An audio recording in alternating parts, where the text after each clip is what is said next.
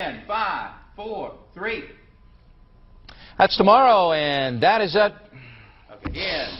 5, 4, 3. That's tomorrow, and that is it for us today. And we will leave you with a... I can't do it. Okay. We'll do it live. Okay. No. We'll do it live. Fuck it. Do it live. I'll write it, and we'll do it live. Right. Fucking thing sucks. In 5, 4, 3. That's tomorrow, and that is it for us today. I'm Bill O'Reilly. Thanks again for watching. We'll leave you with Sting and a cut off his new album. Take it away. Do it! Just do it!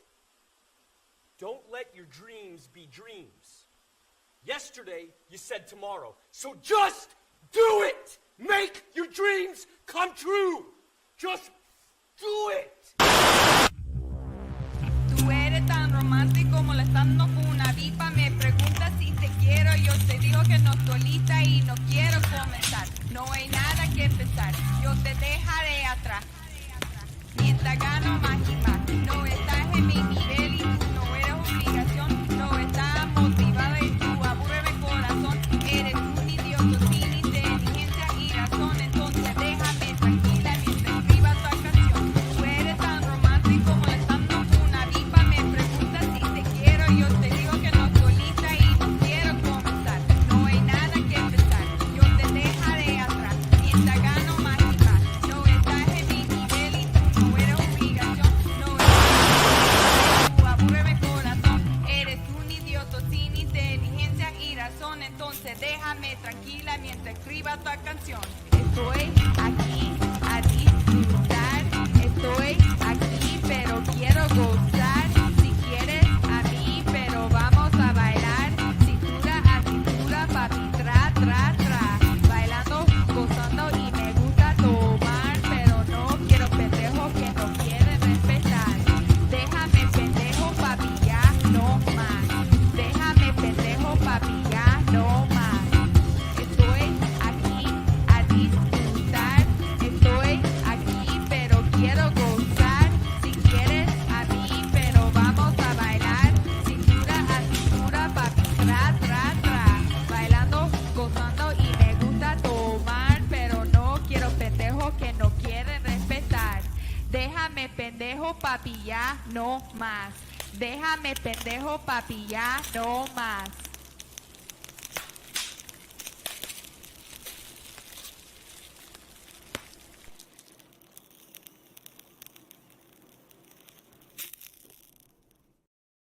What is up, everybody? It is your boy Lou Martinez, aka Big Chief Burrito, live with you on a Thursday. Fireside chats with Big Chief Burrito, part of the 2 a.m. Burrito Network, also known as Mi Gente Show. But our beautiful co-host, Sofia Carrillo, is coming back from vacation, so we have to go more burrito-centric on this one. So let's throw in the 2 a.m. Burrito intro song because it is Fireside Chat.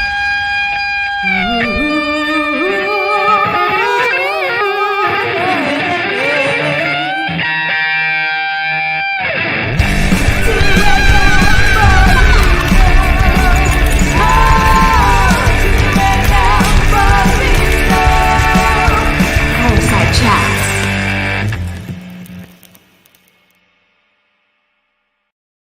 I hope everybody's having a good holiday season. Happy Hanukkah, Merry Christmas, Happy Holidays to everybody. If you're on vacation, hope you guys are enjoying it. If you're taking some time off work, I'm hoping you're having some time with family, getting ready for the big weekend, end of the year. Nothing much gets done. So I put out the bad signal, the podcast signal today, and I said, hey, I feel like streaming today. I was supposed to take the week off. And who answers but our friends from the Scarif Scuttlebutt podcast? Ro coming on. Thanks for coming in as a Hail Mary guest. Always a pleasure hanging out, talking burrito stuff. Talking burrito stuff. Should we call you Ro? Is that what you prefer to go by? Yeah. That's when growing up, nobody can pronounce Rogelio, let alone roll the R. So I just said, you know what, gringos, let's make it easy. Those first 2 letters, just go by that. With that. It reminds me when I was one of the many jobs I had when I was growing up in New York was we worked on Madison Avenue at this like fancy Italian shoe store, Fratelli Rossetti, and my friend Javier who worked there with me, right? And the white lady that ran it used to call him Avier, and It's French. which I thought was the best. Was like, Avier, could you go and go ahead and get this? Avier, do that. So I've always thought that was the peak. That's hilarious. Yeah, the J is silent. Yeah, why not? Something like that.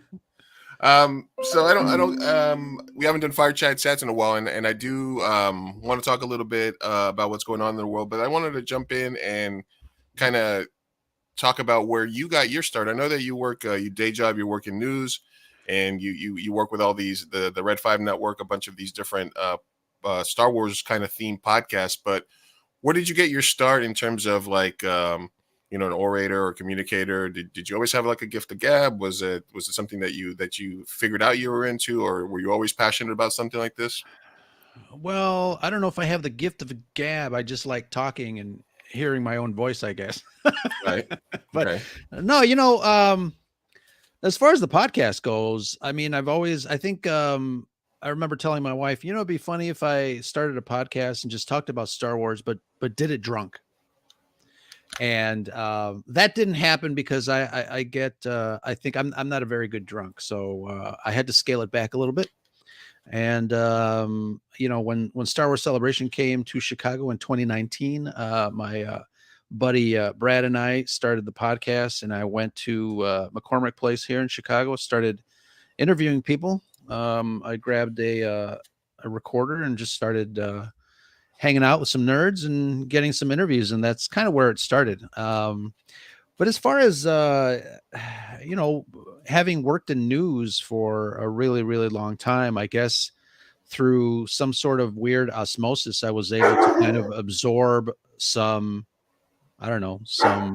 pointers, some tips from the reporters and the some of my colleagues that I work with. So, but it's just fun. It's been fun, the last couple of years with the podcast, learning about other people's points of view on movies and life, and it's been a blast.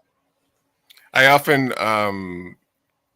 because I worked in sales and in customer support and as a trainer for about 10 12 years before I and I still sort of work in that area, but before I realized that I wasn't really following my dream, which was filmmaking. And as a trainer, teaching people, coaching people, managing people, I always say that I managed and trained probably over like 4,000 or 5,000 people over that time, because it was a pretty hectic call center.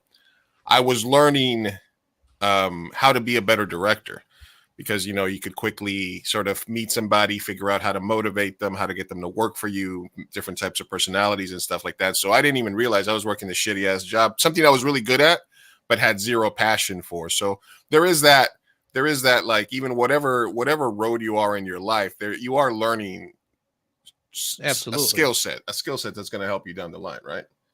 Absolutely. Yeah, especially when you're dealing with people, because you grow up and you start your career, whatever that is, you still have to deal with people. And I think every job kind of sets the stage for you to, pick a couple things that you learn on the way to becoming an adult. Absolutely. You grew up in Chicago. Were you a big time Bulls fan? Is that kind of where you're at? I grew up in Chicago. I am not a sports guy at all, but I have been to the best games, Cubs, Bears, Michael Jordan, Sammy Sosa. I've been everywhere.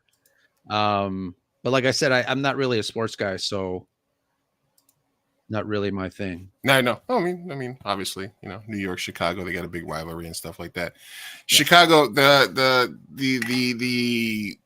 GOAT, the greatest of all time for entry music for lineup was Chicago, mid to late 90s though. That Sandy, that music, and I don't know where they found it, but it's been tried to imitate it, but never duplicated in terms of like that passion that was there. As a Knicks fan, I know it too well. It meant pain was coming.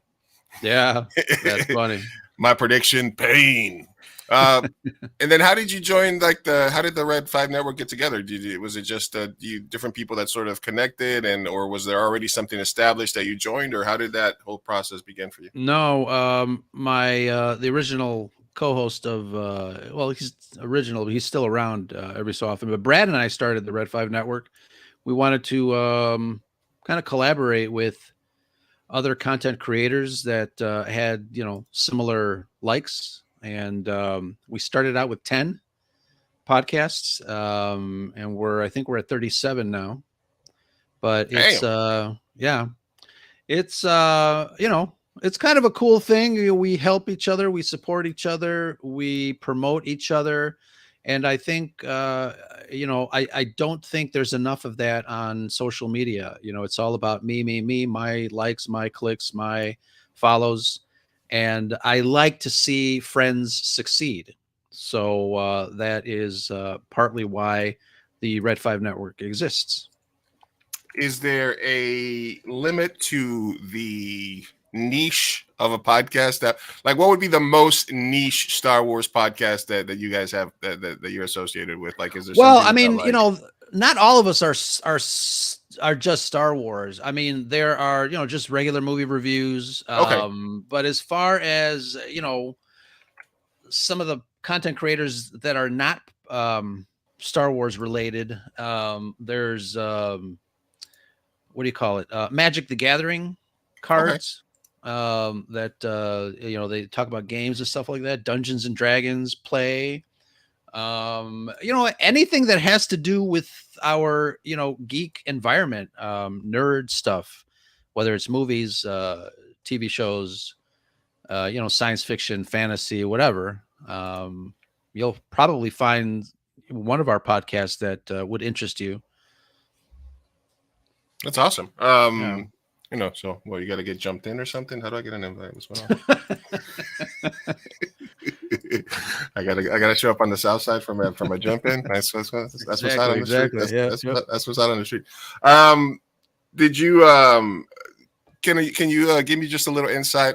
Because I have a few friends that work local news here, and I know a couple of female reporters, and they get hassled a lot when they go in to cover stuff. How do you feel that I guess the temperature or the response to seeing news teams on the street has changed over the last 5 years? Do you notice it? Is it noticeable to you? Is it not affect you that much in the Midwest? Or oh, hell yeah. I think it got worse when our previous president started with the fake news stuff and all that stuff. We get bottles thrown at us. People yell at us. I love, fucking the fake news crap really bugs the hell out of me. But I mean, I think it's just I don't know. We deal with it. It's died down obviously since we got a new president. It's not as prevalent as it was when he was in office. But we used to get a lot of stuff. And I don't know about your friends, but like I said, it has died down a little bit. Yeah, I don't hear as much from them anymore about it happening, but I know that the temperature got turned up way high there for a little bit. Sure. It was you couldn't look, it's they're opening up a shoe store. Wait, you don't need to. It's not that serious. Yeah, it's right. Yeah, I mean, news. we were covering a funeral for a young man that was shot, and some people came up to us, fake news. I'm like, what? It's a funeral. What's fake about this? What are you talking about?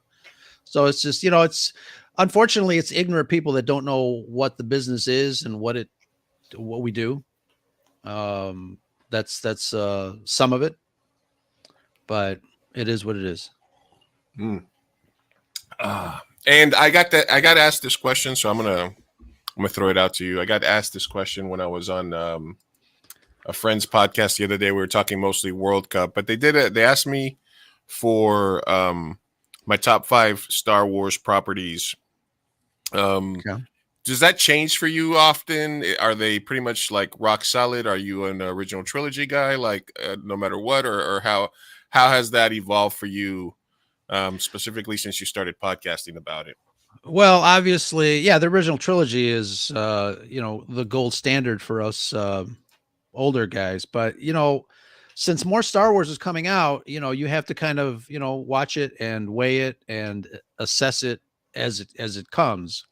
Forever, I think the top place movie for me is The Empire Strikes Back, and then you've got later in the years you've got Rogue One, and then Andor. For me, those are like the three top Star Wars IP, properties, I guess, or projects in the Star Wars litany of things.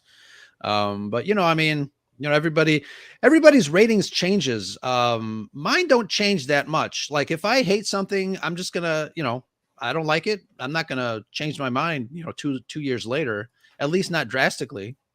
I love something, I feel like I'm pretty loyal to the stuff that I really enjoy. So I'm not gonna,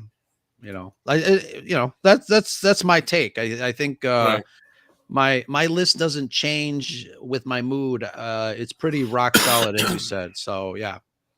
I think mine was those were the same. Those were my top three. I think it was Rogue One is number one for me, Empire number two, Andor number three, and then A New Hope is in there. Sure. Return is not necessarily, I think, not my favorite, and I think Solo gets a lot of hate, but I don't hate it. Sure.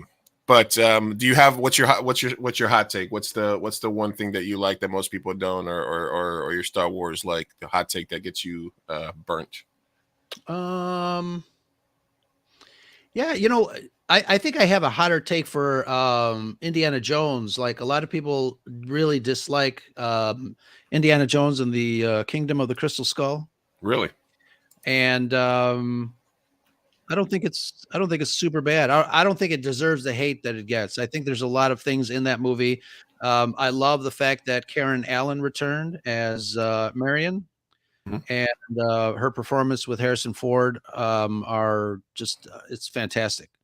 So I think there's a lot in there that, yeah, it's kind of a little bit odd, but push comes to shove, it's not that serious, bro. Yeah, it's not that serious. Are you are you excited for the de-aging? Yeah, I know you had yeah, some people we comment on that on a recent right. episode. So I'm a big technology guy. I love pushing the envelope forward when it comes to storytelling and filmmaking. Obviously, George Lucas and Industrial Light and Magic have done it forever. You've got, all the behind the scenes people that talk about, everything that they do to push the I guess the craft of filmmaking and the behind the scenes and the special effects. And I love all that stuff. Am I excited about the de-aging? Yes, I am. I think we saw a little bit of it.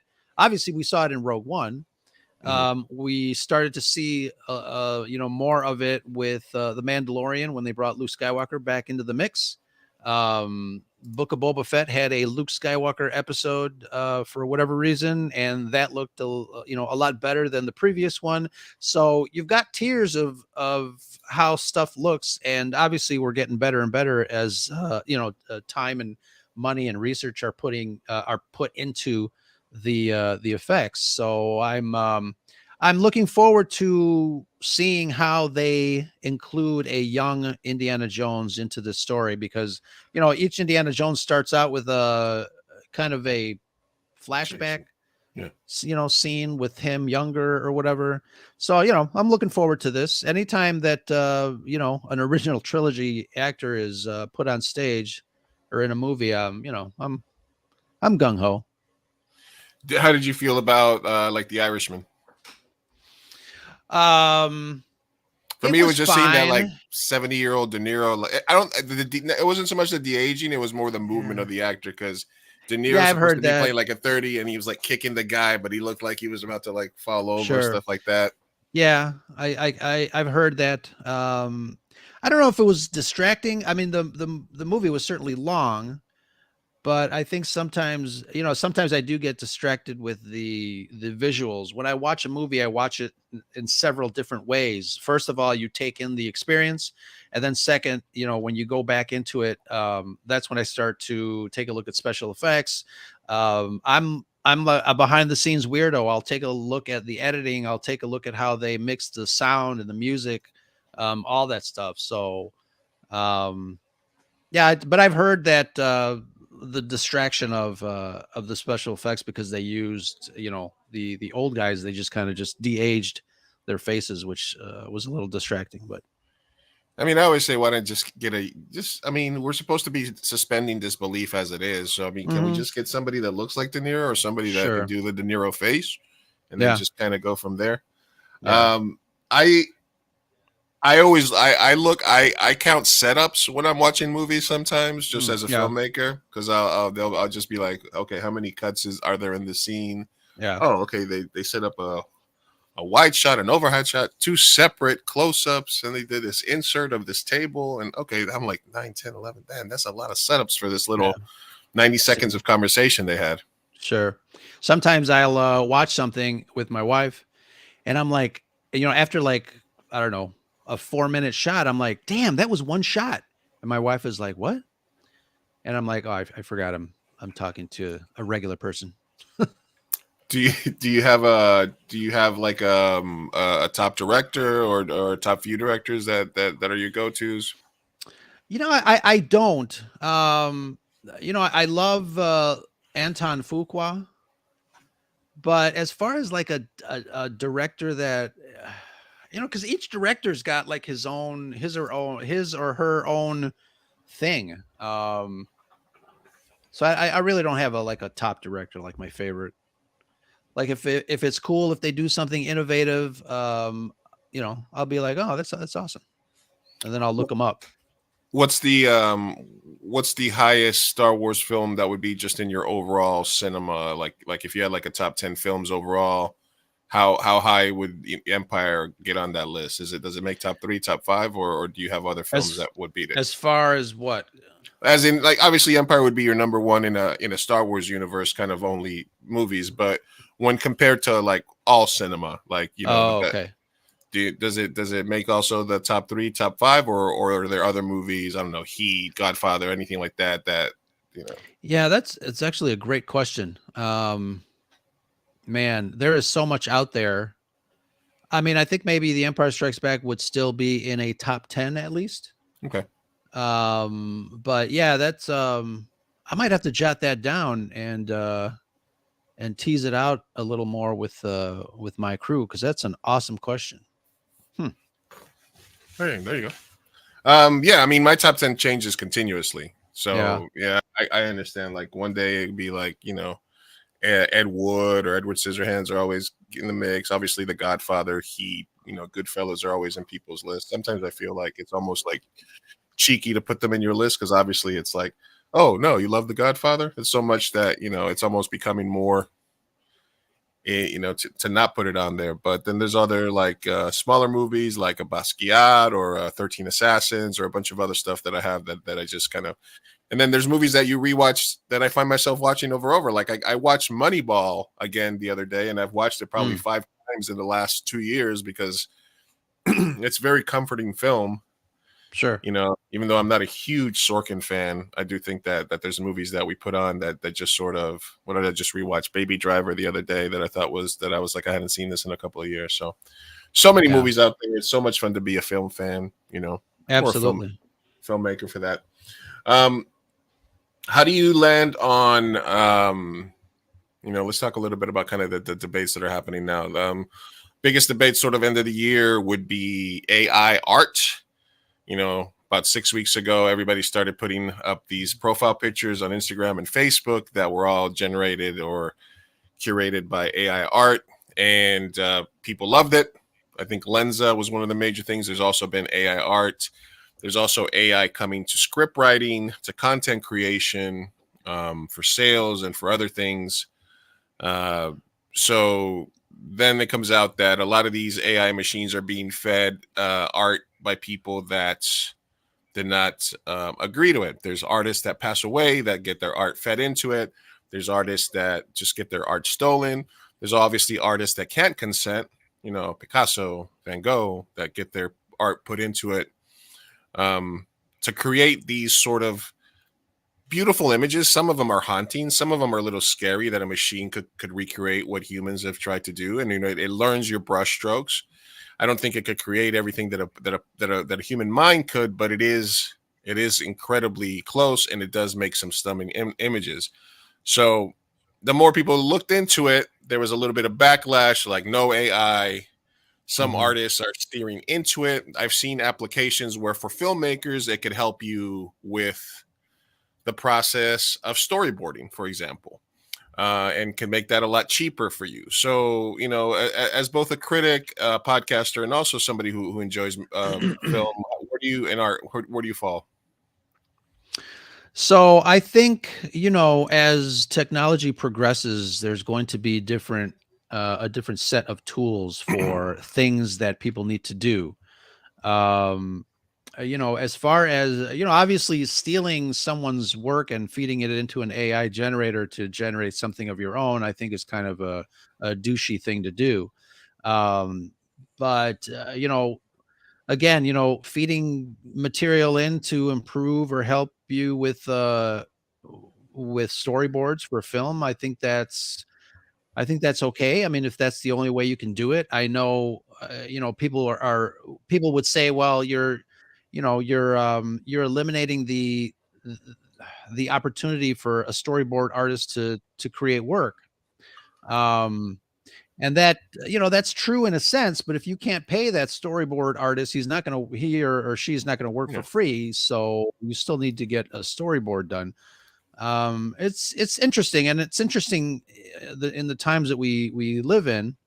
But I don't know. I think again, because I'm such a proponent of technology and I'm fascinated by all this stuff that people use. I mean, growing up, we didn't have you know, these cell phones in our pockets. We didn't have the ability to, you know, create movies on our cell phones if we wanted to, like kids do nowadays. Um, Yeah, you could send it's, somebody you to the know, moon it's with fascinating. with the technology in their cell phones, you know? Exactly. Yeah. I mean, it's nuts. And I think as humans, we have to be able to use that technology, I think, responsibly. But as far as the art goes, I don't know, you know, I haven't I haven't actually done any AI, so I don't know what the mechanics are of it. You know, how do you feed information into it? What does it do? So I'm not too familiar with the actual process, but it's, you know, it's interesting. I think as long as you know what the tool is and you're not trying to pull the wool over somebody's eyes, I would say, you know, go for it cautiously. Okay. Well, I mean, I think it's interesting because you know, you said you're pro advancements in technology, so it is kind of interesting to get your take on how far you would willing to go with that. I do think Yeah. that, I mean, yeah, you're taking a job away from somebody, but you're right. Some of those people were never going to get a job because some filmmakers and some artists just don't have the money to hire a storyboard artist. You know, for Sure. somebody like myself, if I have to decide between hiring a storyboard artist or, you know, crafty and feeding my team better than just 7-Eleven pizzas, I'll probably go with the better food. You know, that's kind of an indie Right. filmmaker thing. Feed your people well if you're not paying them. So, and I would rather just, if I could do one of the two, I'd rather just do stick figure storyboarding, which I've done in the Sure. past. So if I Yeah. can use a tool, but I also think that we need consent from the artist and some understanding, because the way it's working now is you pick an engine and you basically are like, all right, do my profile picture, but make it like Victorian age or make it Yeah. Picasso. Yeah. Yeah. It's like I did one. I was playing around and I was like two dogs on the beach in the sunset, and it's like a Keith Haring meets a Jean-Michel Basquiat painting or something like that, and it's sunset, and you have to be like super descriptive, et cetera, et cetera. Huh. So I just think it's interesting to get people's opinion on it. I mean, I think you can't stop it. I think it's going to Right. come one way or another, but you know, hopefully by the time it's here, there's a more, I guess, ethical way to do it. Sure. Yeah. And like I said, I think we, as we use this technology, as it comes forth, I think we just have to be responsible in how we use those tools, like anything in life, I guess. Absolutely. Live here with Ro from the Scarif Scuttlebutt podcast, part of the Red 5 Network. You can find them anywhere. I've been a guest on the live stream and on the podcast when we were talking about Andor.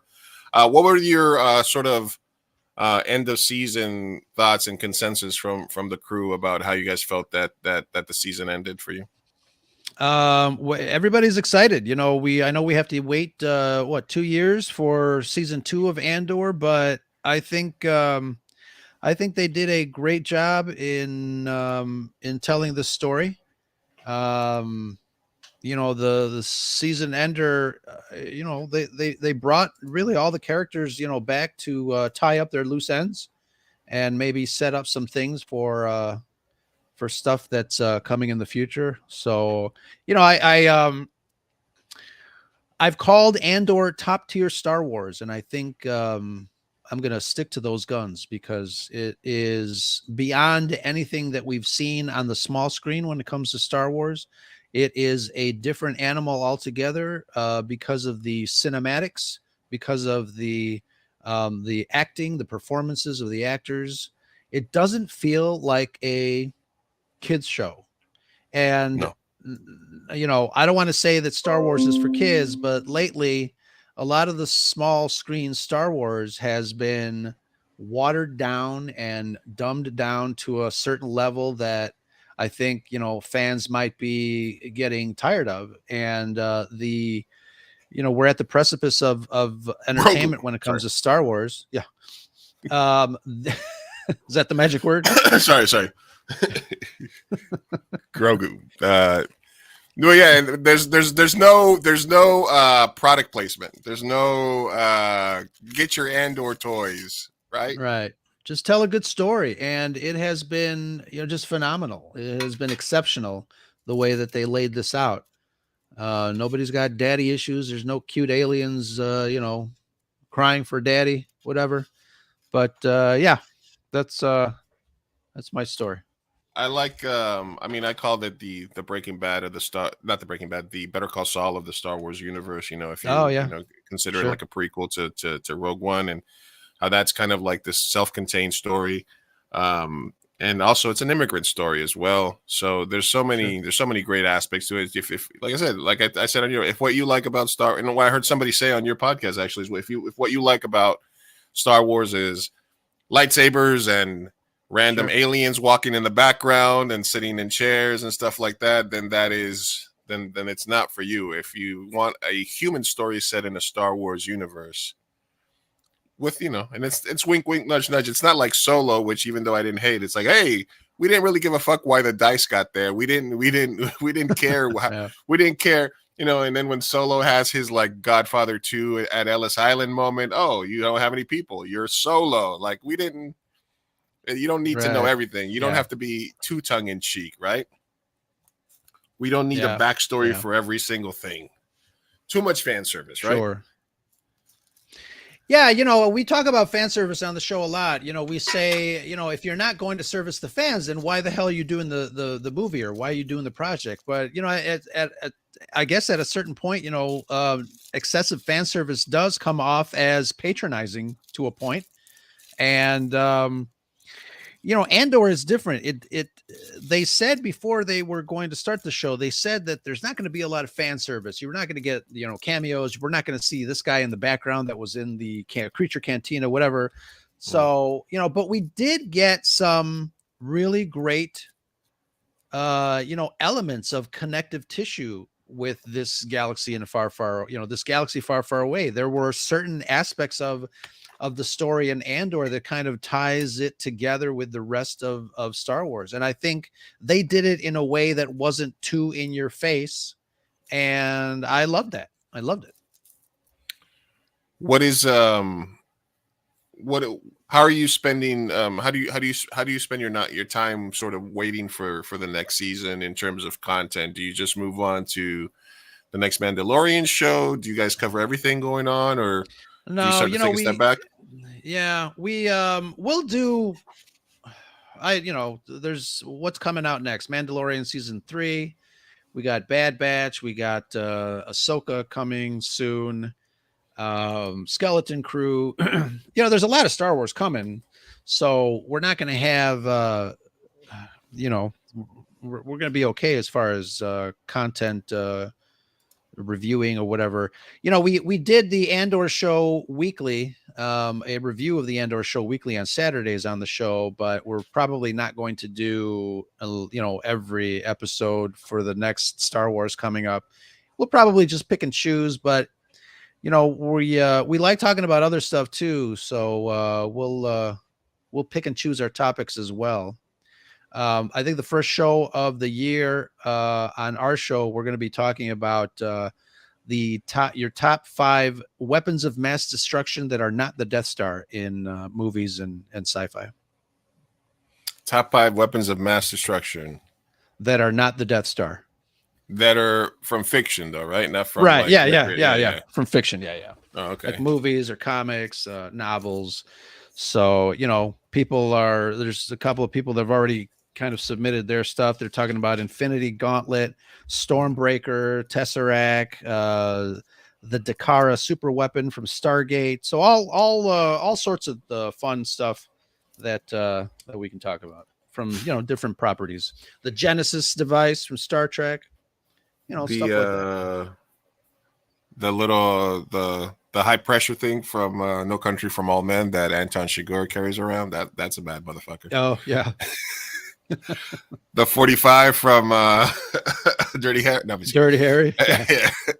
Well, that's good, man. You're keeping yourself busy. Absolutely. Obviously, I met you through Twitter, and I believe that that there's a lot of stuff happening on Twitter right now. Obviously, everybody's aware, that the new man baby in charge is apartheid. Elon is in charge now. Have you? My feelings on the whole thing was that, because I've been giving nothing but shit to a lot of my friends on Facebook because they went out of their way to, announce that I just, screenshotting themselves, deleting Twitter, and I was like, I never saw you on there. Like, what do you when did you retweet something, or when did I see you on there? Yeah. There's a lot of virtue signaling about it. In my opinion, you curate your own experience. Twitter is one of the few social media sites that would not, you post a YouTube video to you going live on Facebook or Instagram. They're like, no, we're going to mute this as much as possible. Twitter doesn't give a fuck. They're just like, yeah, what have you, or at least that's how it always used to be. Yeah. And I think a lot of the people that said they were going to leave were either virtue signaling or just sort of allies, people that, that are the first to sort of be like, oh, you should be offended by this or something like that. Right. Has it changed much for you? Do you still feel that it's a valuable tool for you as a content creator, as an artist? I absolutely do. I don't think you said something earlier. You said you curate your own experience, and you definitely do, because, I joke around. I'm like, I'm on Twitter for Star Wars and cat pictures. That's it. But yeah, you absolutely do curate your own stuff. If you're into a certain something, I'm sure your timeline is going to be filled with that crap. But, you interact with the people that you want to interact with, ask questions or do likes or whatever. And, the rest kind of falls in place. I know a couple of accounts that left once Elon Musk announced. And, to me, it's like, I don't care who owns Twitter, because it's not really affecting my bottom line at all. Again, I think Twitter is not real life, and I think what matters is out here in the real world. You can volunteer and play your role in activism or whatever, and you'll be fine. But I don't know. It's kind of silly, and everybody's clamoring. Before Elon Musk was the head honcho over there, people were lambasting and attacking people for having blue check marks and calling them names and shit. And now everyone wants a blue check mark. It's like, well, weren't you Your blue check mark. yeah, weren't you Pronouns marking in the blue bio. check? Yeah, it's like, come on, double standard. Just No, be I- who you are and be true to that, and stop waffling around. It's just so fucking ridiculous. Yeah, one of the things that I love the most about just existence and being, and I consider myself like a leftist, a left leaning sort of social democrat, but I don't trust any party, and I hate the DNC mostly because of what they did to Bernie. But I always think it's hilarious, and I love the gray area. I love the thick hypocrisy when left and right switch sides on an issue and then just continue to act like it's it's like, we love Tesla, it's the future. It's like, wow, we hate Tesla, can't buy another Tesla. It's like, we should definitely, like when the Supreme Court thing, you should definitely be able to nominate, in your life. No, we should definitely not. Okay, we're switching sides now because it benefits me. So we're all hypocrites at some level. Sure. Yeah, it's just ridiculous. You don't know where your pancake's going to be landing from day to day. Yeah, and absolutely, you said it as well. It's just you in terms of curating your experience.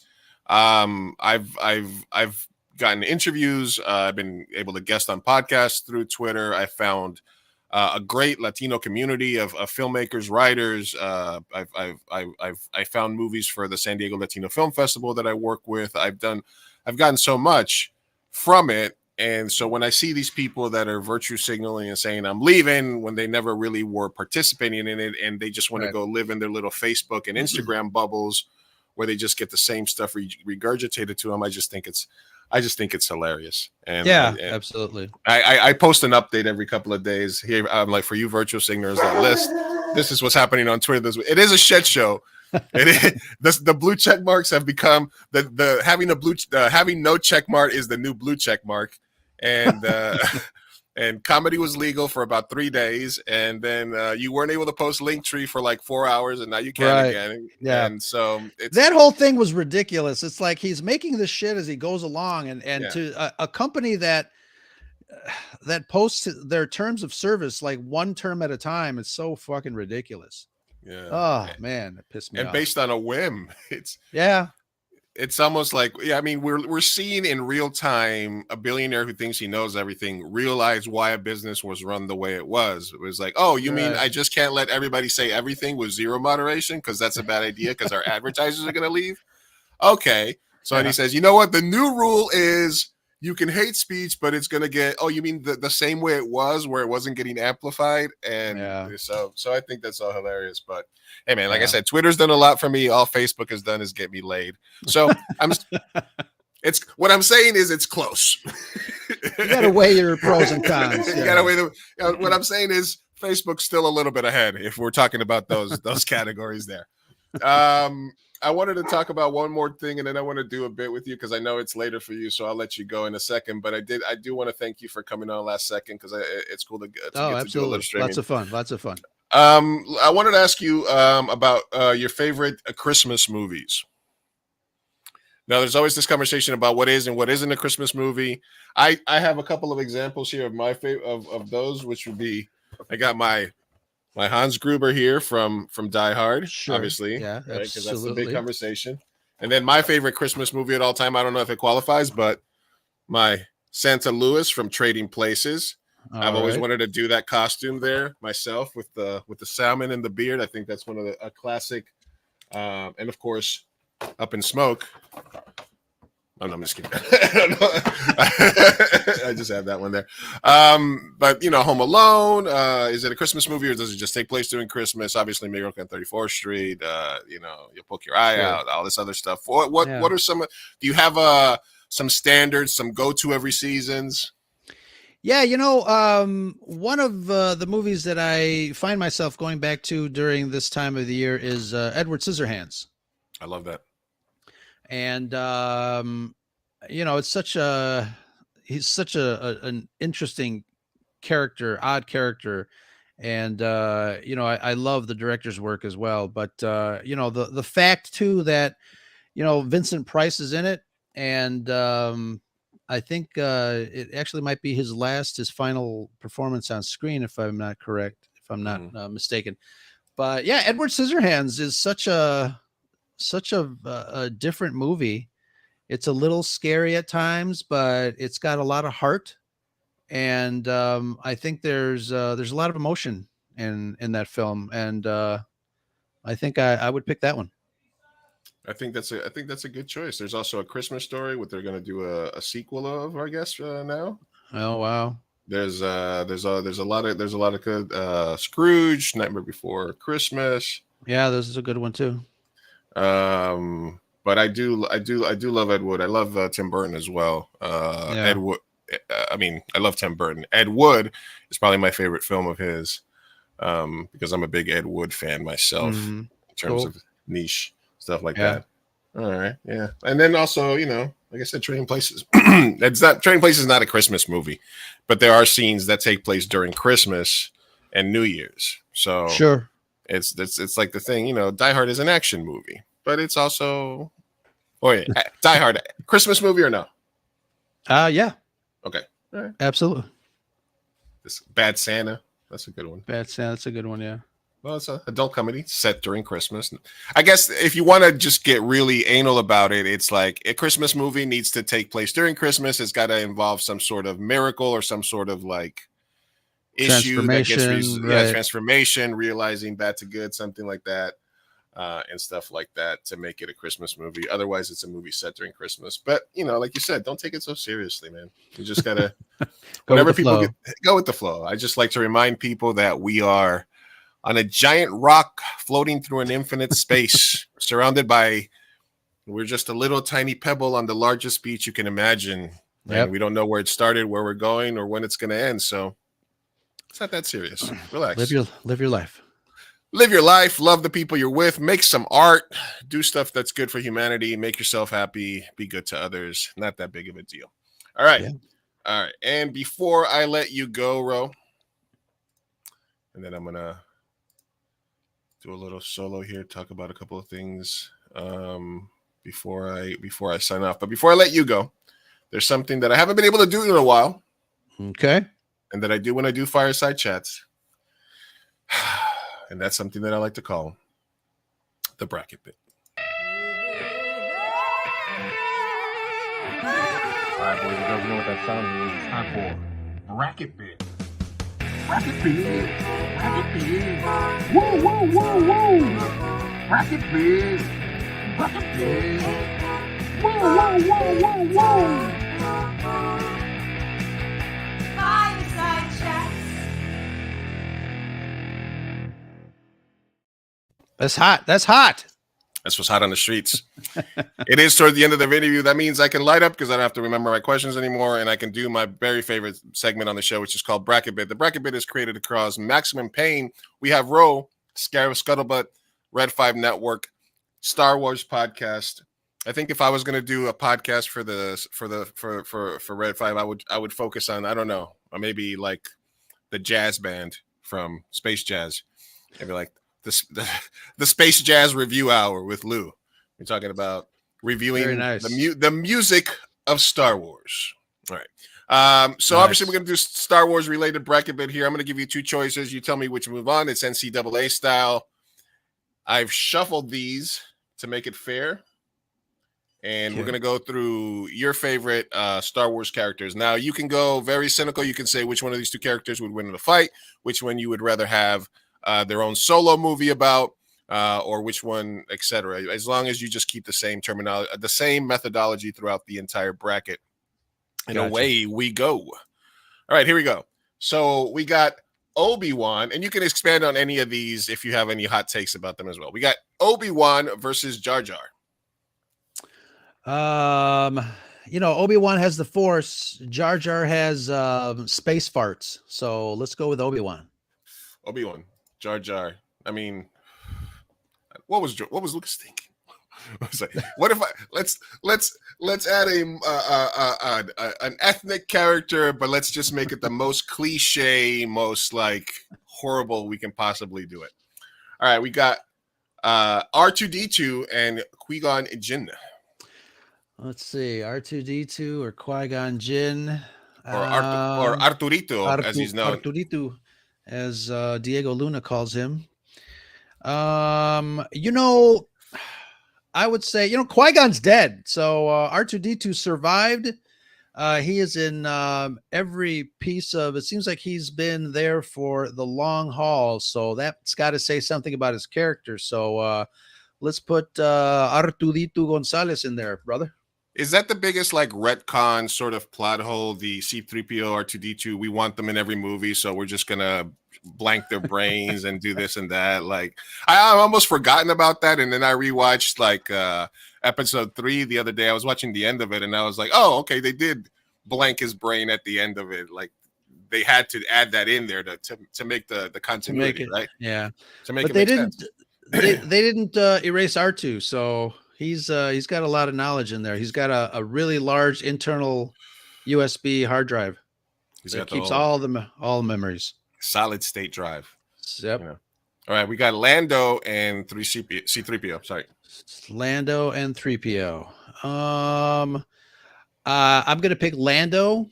I love C-3PO, and I actually really liked him in Rise of Skywalker, which is an oddity for me. But Lando's a cool cat. What was that? He had that very like dramatic line. He's like, yeah. I'm looking at my friends. Okay. But he should have been looking at his actual friends, not the people that he just met a couple of weeks ago. Yeah, true. So you're going with Lando? Lando. How do you feel about Glover's portrayal in Solo? It's okay. I'm like kind of in the middle there. Again, like you, I don't hate the Solo movie. I don't love it. But I think there are worse Star Wars movies out there than Solo, so I'll give it some props. All right, Ashoka, Tenno, or Leia? I'm an OG. I'm an OTOG. So let's put in Your Highness there, Princess Leia. All right, Poe or Mace Windu? Well, Mace is a bad motherfucker. Mm-hmm. So let's slide Mace in there. Which one's your lifesaver? It's the one that says bad motherfucker on it. Absolutely. All right, we got Count Dooku or Han Solo. Oh man, this is a hard one. Han Solo, obviously, original character, but I'm gonna give it to Count Dooku. He is a very interesting character. I don't know. Did you see the animated shorts? Was that from the Clone Wars or was that the other? No, the new ones that came out. I forget what they were called. Tales of the Jedi.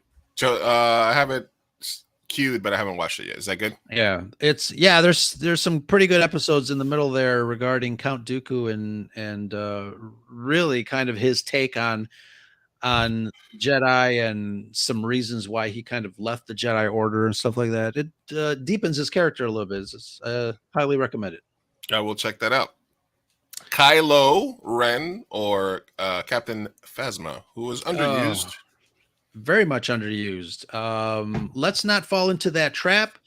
Let's put in Captain Phasma and see where we go from there. Kylo Ren is a confused individual. Let's not confuse him anymore. It's like a emo Vader. Emo Vader, absolutely. So like that. All right, we got Nien Nunb or Darth Vader. Well, if you can see from the image behind me, I would get slaughtered if I said anything but Darth Vader. All right, we got Yoda or Orson Krennic. Oh, interesting. I love Orson Krennic. I love Yoda, but let's put in Orson, masterfully played by what's his name? Absolutely. In I Rogue remember what's One. his name in Rogue One that played the guy. Exactly. In that one movie. And he was also in the other thing. We all remember him with Brad Pitt. I remember him for that.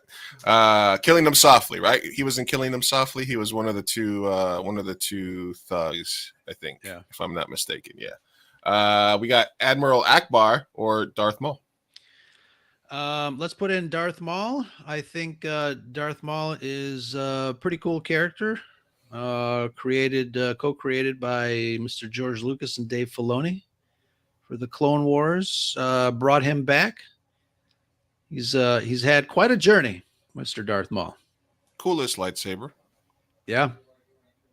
Who doesn't Uh, remember that double-bladed saber? I mean, and it's more practical than the side ones that Kylo has. That's just dangerous. That's just poor placement. All right, we got Finn or Jango Fett. You know, Finn cries a lot. Every shot he's in, he's running towards the camera and he's yelling something. Muy llorón. Jordan. Let's go with Django. Let's go with Django. You know what he's crying about now? Getting knocked out of this bracket. Yeah. Mon Mothma or Chewie? Oh man, another classic character from the original film. Mon Mothma came in later in Return of the Jedi. Not one of your favorites, but still part of the OT. Let's go with let's play it dangerous. Let's go with Mon Mothma. Her performance, the actress's performance in Andor, has me very, very excited. Yeah. It brought in the character for sure. Was the Chewie death fake out sort of, because I think at that point I was like, are they actually raising the stakes? Because all these characters have plot armor. It's almost like there's no stakes. There's no stakes for the main characters in some of these franchises. So and when they say, oh, we're gonna do it, we're gonna be like Game of Thrones, we're gonna kill people, and it's always a side character. It's never somebody that's important. Right. Do you think that was a missed chance by Star Wars, or do you think that the corporate overlords would never let them do something like that? Well, it's interesting because if you remember the production art, the concept art that came out before the movie came out, or no, actually it came out afterwards because they didn't want to ruin stuff. But there were some really heavy emotional scenes of Chewie being tortured by Kylo Ren. But the fake out didn't work because I think I saw Chewie get into one shuttle, and then when they both took off, she destroyed the one that he wasn't on. And I remember people in the theater going, "Oh my God, Chewie!" I'm like, "Didn't you guys just see him? Like he got into the other? He's alive." Yeah. I saw the license plate. Exactly. So yeah, it didn't work for me. And I think maybe people were expecting it because Han was dead at that point, I think. And yeah, it was the ending. I mean, if there was a time to do it, right? Yeah, I mean, the expanded universe, they killed Chewbacca off also. He keeps getting killed. I don't know. I mean, maybe he's part cat. He's got all that extra lives. All right, we got Cassian or Saw Gerrera. Oh man, one of the things that I really enjoyed about Rogue One was Saw Gerrera and his character, and obviously the first live action / animation transfer from the Clone Wars. I'm gonna have to go with Saw. I love Cassian. Diego Luna's my man, but let's put Saw in there because he's a terrifying character when you come down to it. He takes no prisoners. He doesn't care about collateral damage when he's on a mission. There's some of the stuff in the comic books and the novels would surprise you when it comes to his tactics. Oh yeah, absolutely. I mean, yeah, they tamed it down in Rogue and in Andor, obviously. Yeah, and I'm hoping to see something. Extreme. Yeah, I'm hoping to see some more Saw Gerrera techniques in season 2 of Andor. So you're deep into like the canon, the books and stuff like that, though, right? You've kind of checked most of that out. Yeah, for the most part. I guess it's kind of because I haven't been up on that, but for example, like House of the Dragon and Game of Thrones, I was a book reader, so I'm always interested. Oh, how are they going to do this? How are they going to do that? How are they going to do that? Oh, that's an interesting choice. So yeah, I feel it. Also, Ghost Dog, Way of the Warrior. Oh my God, yeah. Fucking Forrest Whitaker's a monster, man. Last King of Scotland. Obviously, you won an Oscar for that.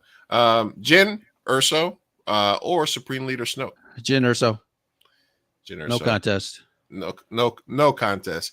Didn't the actress sort of go a little nuts or start saying a bunch of weird stuff or something like that? Or am I thinking of somebody else? No. She was No. also in that Tom Hanks movie, right? With the one with the puzzles. I haven't seen. Not the Da Vinci Code. The one of the ones that came afterwards. She was an actress in one of those. Oh, I don't remember her in that one. Okay. So we got Boba Fett, let me see, or Palpatine. Palpatine is a master manipulator, and man, he plays the long game. So there's no reason not to keep him in the brackets there. So He makes it back somehow. Yep. Somehow he made it back. Time and time again.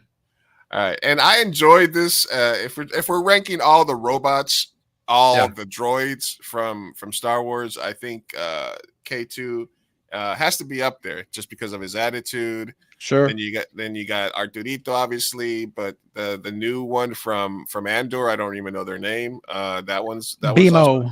Bimo. Yeah. And then you have obviously the sex robot from Solo. We don't talk about robot sex. But I mean, maybe that's what Disney saw. I was like, yeah, we can't do, because then they're going to want to see, the fans are going to want to see the robot sex, and we can't do it. So let's just make it like a really horrible twist, and let's just trap that robot that was all about robot rights and trap her in the computer for the rest of the time. Again, yeah, it's a dark twist. All right, but of course, everyone's favorite, Luke. This maybe not everyone's. This is going to be the rematch of the century. They had their first battle in Return of the Jedi. Looks like they're going to have another battle here in your bracket. So Palpatine and Luke Skywalker. All right, let's get right to it. Palpatine or Luke? Oh, Palpatine. Jin. I'm dark side, baby. I'm dark side. Saw Gerrera. Let's go through this.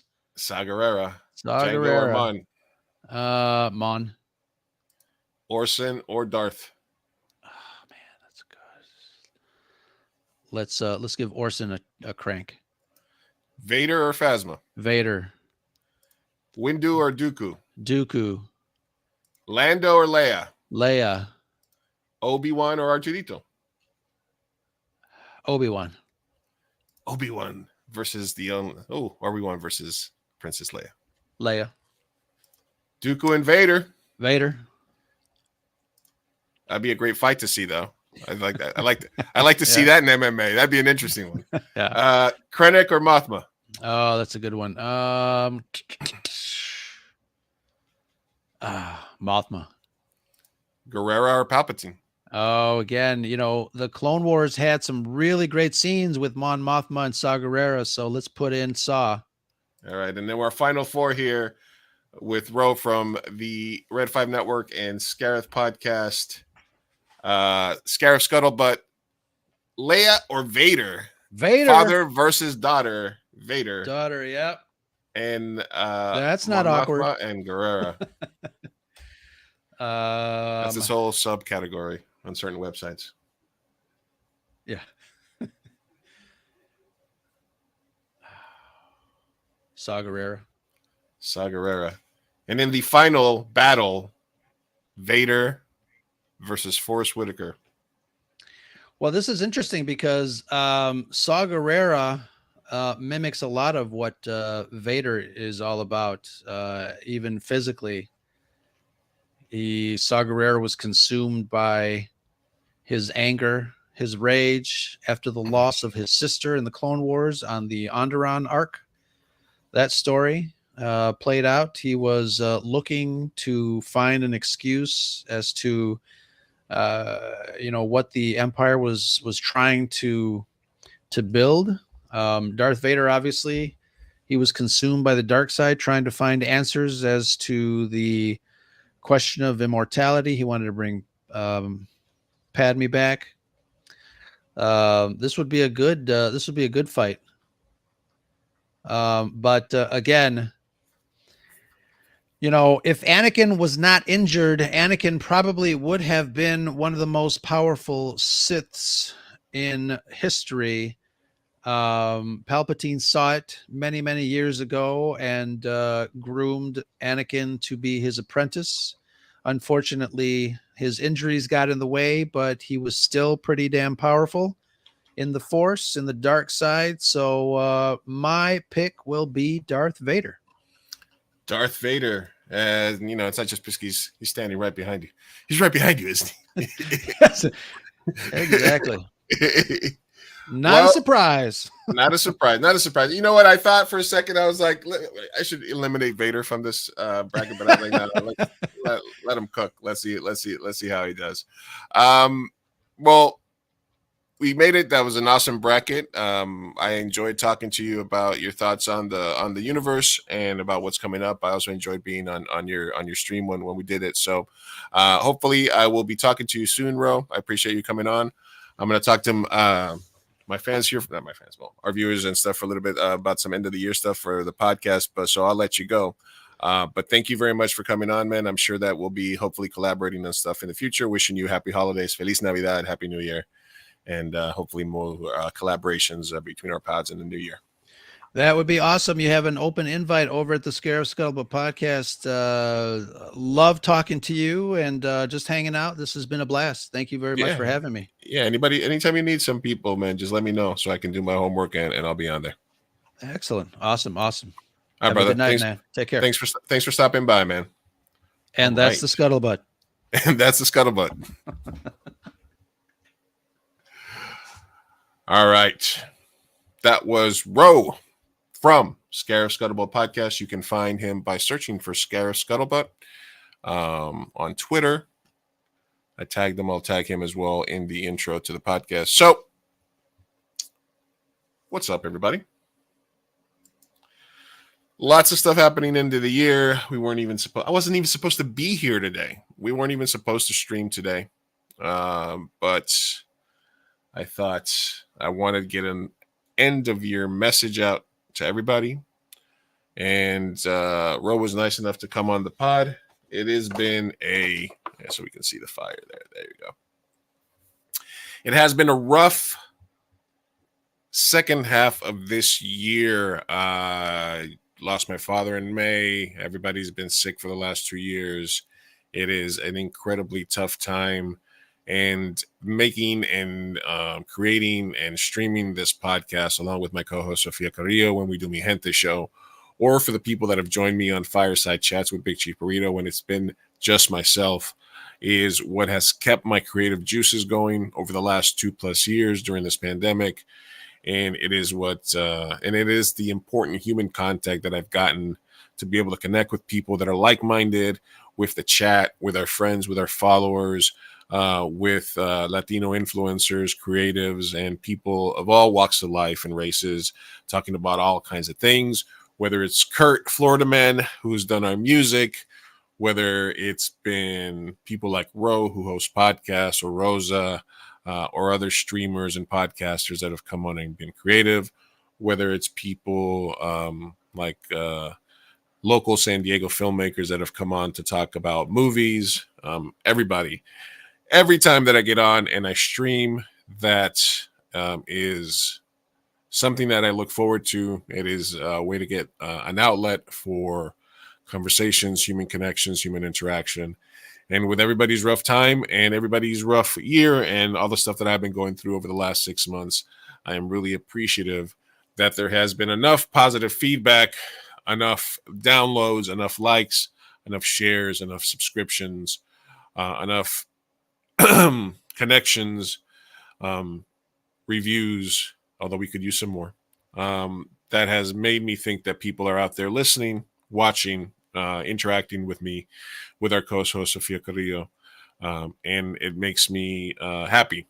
You know, pretty simply, it's something that's helped me a lot. It's helped me get through some tough times, and it's something I enjoy doing and want to continue doing. And so I do want to wish everybody, whether it's Mi Gente show, whether it's Fireside Chats with Big Chief Burrito, whether you're part of 2 a.m. Burrito, Team Burrito, Ed Wood Film School on occasion, or just everybody that's a part of my life. I want to thank you all for being a fan, watching, commenting, and listening, subscribing, watching the shows.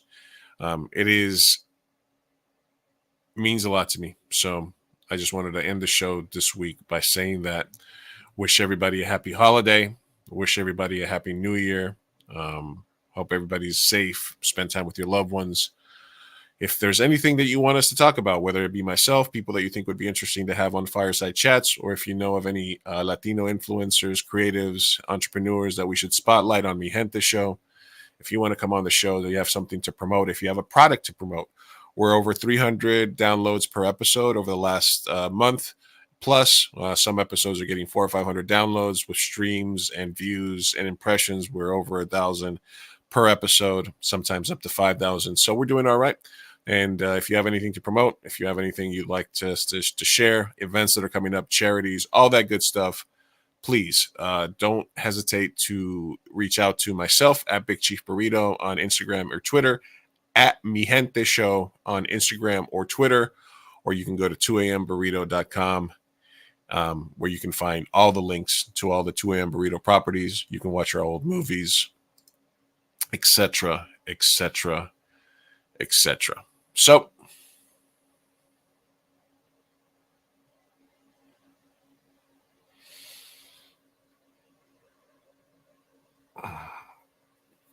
next year, we will be streaming for Mi Gente Show on Thursdays, hopefully a little bit earlier.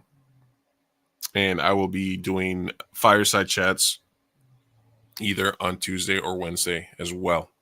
And hopefully we will be dropping more content and more bits, clips from the show. I think I'm going to spend the holidays and my days off doing some editing. Maybe we'll get a Mi Gente Show TikTok and Fireside Chats TikTok. Either way, we'll be out there. So as always, leave a like if you watch or are listening to this. Make sure you're subscribed. Make sure that you're following. Get the notification, all that good stuff so that you get notified when we go live.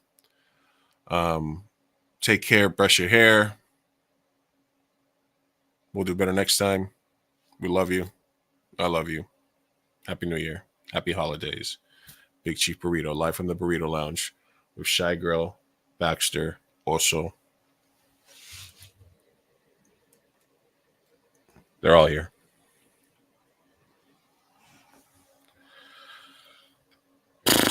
Peace out.